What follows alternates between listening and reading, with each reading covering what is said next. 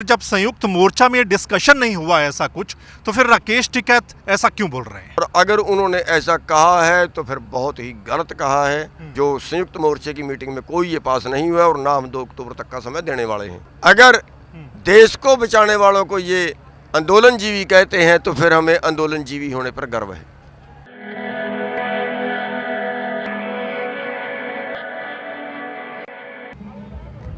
जैसा प्रधानमंत्री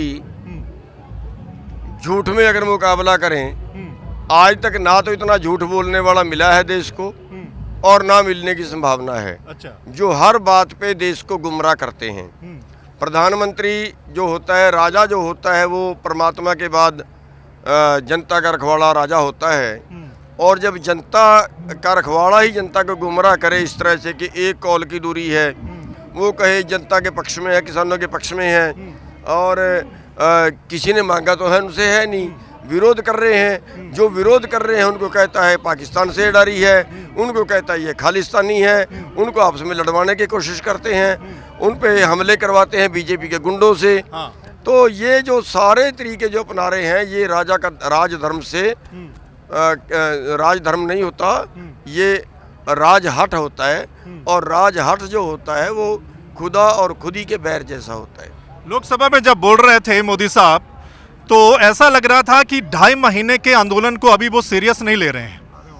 मतलब उनका कहना है कि ये तो एज इट इज़ है, इसमें तो एक्टिविस्ट आ गए हैं जो हर आंदोलन में पहुंच जाते हैं, ये बात कह रहे हैं। देखिए, वो कहते हैं ये आंदोलनजीवी हैं। हाँ। आंदोलनजीवी। मैं ये कहता हूं कि अगर देश को बचाने के लिए देश आज़ाद भी आंदोलनजीवियों ने करवाया था। जो आरएसएस के लोग थे वो आंदोलन में शामिल नहीं हुए थे, देश को आज़ाद कराने में शामिल नहीं हुए थे। आज देश की आर्थिक आज़ादी की लड़ाई है और ये देश को गुलाम करवा रहे हैं। आज भी वो आंदोलनजीवी देश को बचाने में आगे हैं। केवल किसान अपनी लड़ाई नहीं, सबकी लड़ाई लड़ रहा है। पूरे देश का भोजन कारपोरेट के गोदामों में कैद हो जाएगा। अगर देश को बचाने वालों को ये आंदोलनजीवी कहते हैं तो फिर हमें आंदोलनजीवी होने पर गर्व है। और हम सबको कहते हैं कि सारे जो लोग हैं वो आंदोलनजीवी बन जाइए।